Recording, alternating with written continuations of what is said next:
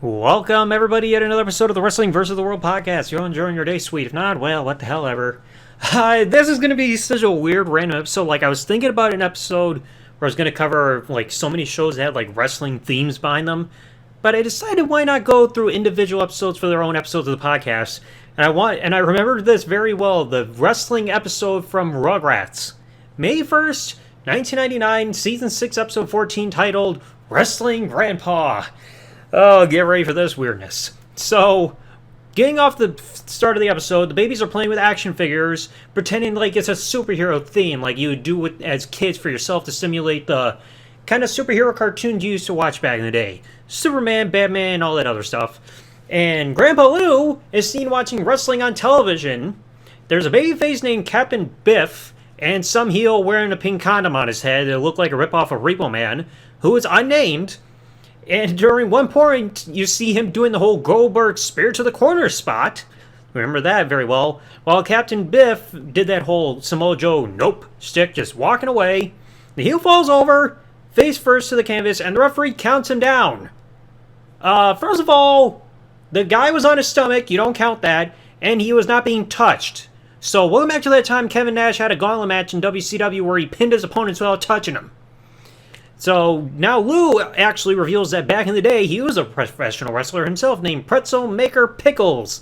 This just sounds like he's a guy who turns pickles into pretzels, just twists them all up. And it turns out he actually retired as champion around the time that Stu was born. So he probably beat Lou Thesz or Pedro Morales in Rio de Janeiro. But now Lou has an old nemesis, the Crusher, Connor McNulty or whatever his name was, that's trying to cheat his way to the championship that he wore when he retired. So now he's coming out of the retirement at, I think he's like, 146? Something like that? I don't remember. But then Dee Dee catches him watching wrestling and be like, that is not polite. It's crude, it's rude, and violent for children. You're suddenly starting to sound like my mother when I started watching wrestling 20 years ago. I'm getting flashbacks here. But then, before she could turn off the TV, Betty is watching the show, and clearly there's this blonde guy who is sitting on his opponent's back and twisting his leg like a seated ankle lock, yet Betty calls it an upside-down gorilla press. Huh? That doesn't look like a gorilla press at all, okay? You're sitting on the guy and twisting his leg. That's different.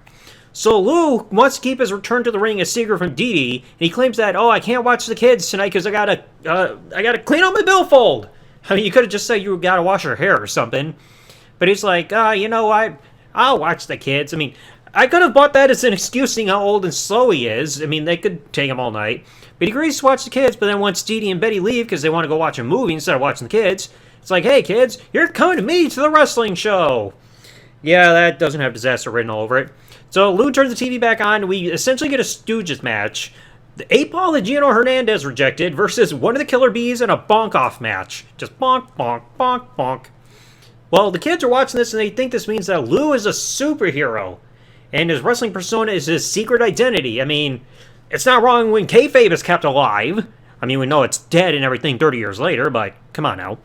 So we flash forward to the show, which sees a guy in a yellow mask, and we also see another guy wearing a dog collar. So I guess WCW's dog Al Green is back, just with a shaved head.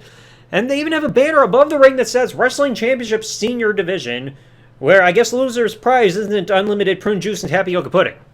So then, the babies are talking amongst themselves. Lou's getting ready to fill out a registration clipboard form there, which I don't think that ever happens. And one of the wrestlers scares Chucky so badly that he hides behind a trash can. So I guess it's Doink the Clown without face paint, making kids cry, brah. So then, Lou wants to have the kids watch, and he has two ladies knitting in the crowd recognizing him as Pretzel Maker Pickles. That makes you wonder how old everyone is, especially if they can remember him like 40 plus years later.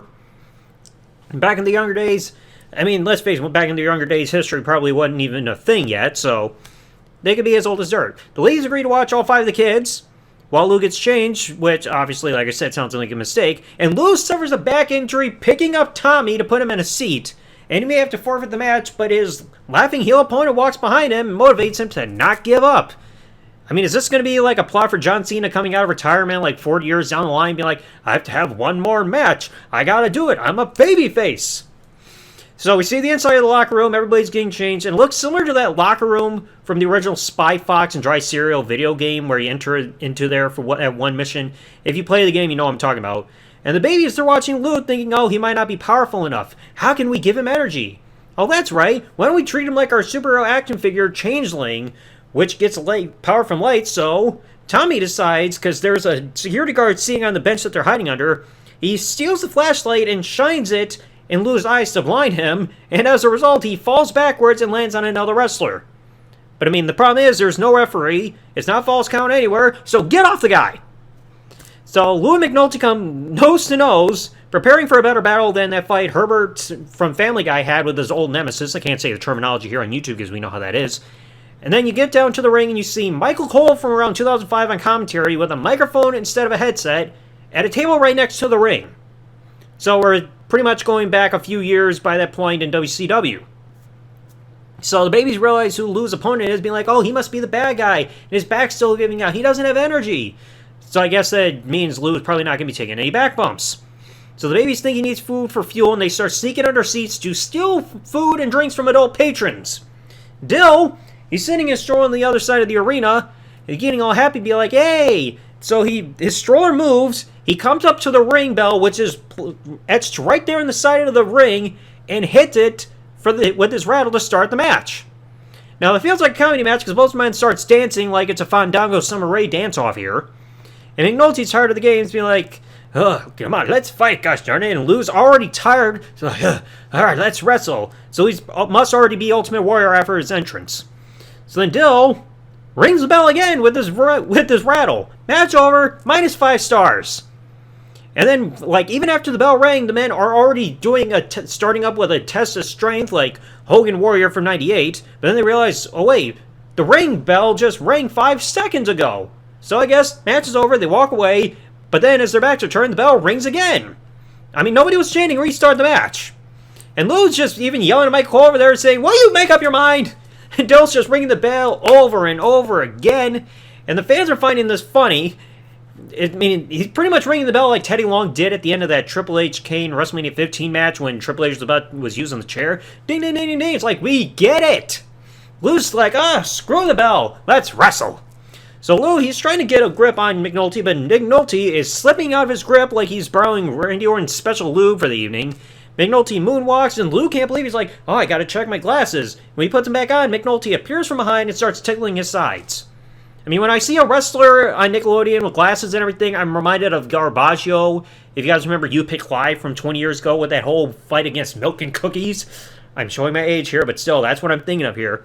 The babies decide to take part in outside interference, and they start tossing food into the ring to help Lou out, but the fans in the stands start doing so as well. They're throwing hot dogs and popcorn and everything.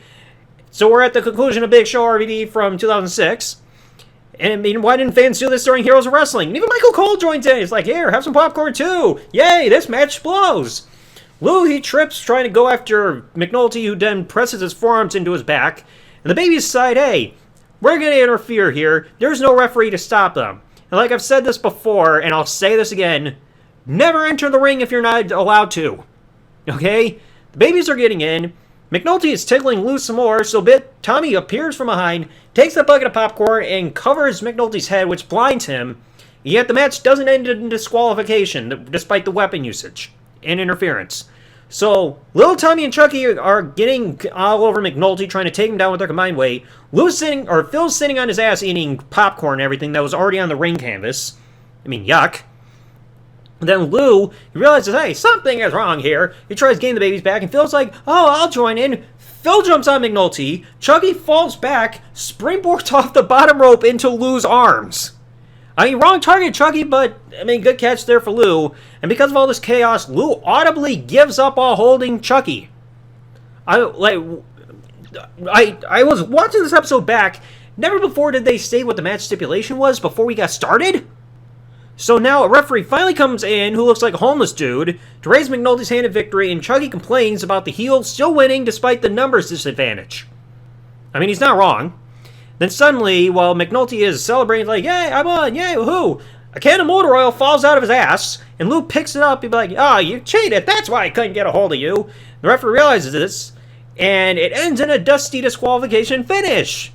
So the referee's like, oh, you're disqualified, McNulty. Lou wins, and he's now the champion. So we've got a match that ended originally in an audible submission. There's interference that doesn't end in disqualification. Weapons technically being used because there is a bucket of popcorn. And the title that can change hands on a dusty disqualification finish. Why do I feel like Vince Russo had a hand in the writing of this episode? So, everything's over. Lou's a champion. Lou's driving home still in his gear. I've been to local wrestling shows. Never before have I ever seen a wrestler leave the show, go into their car, still wearing their gear to go home. And you see him while he's driving, and he's still got his championship around his waist, and telling the babies, hey, maintain kayfabe. You can't tell anybody ever. The baby's like, okay, I mean, who are they going to speak to anyway? Nobody can understand them. And then all of a sudden, as the episode ends, the car turns into a rocket ship, flies off to the moon. I guess there's another booking going on over there.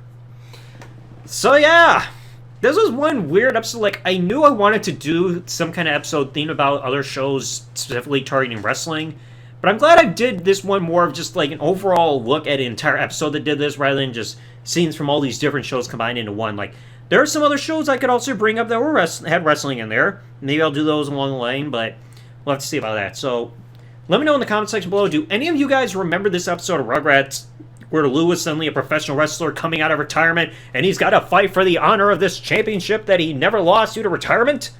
I mean, again, he's a babyface who's like, oh, I can't give up despite the back injury. I mean, we know back injuries have ended other people's careers and stopped them from having matches and stuff, but, I mean, good on Lou! Despite the fact he looked like a complete klutz and everything, didn't really get any offense in there. So anyway, let me know your thoughts in the comment section below. If you enjoyed today's episode, folks, please remember, leave a like, subscribe with the bell, turn on here on YouTube, comment what you thought below, and I'll catch you all in the next one. Thanks for listening, folks. Like, comment, subscribe. Peace out, and good day, everybody.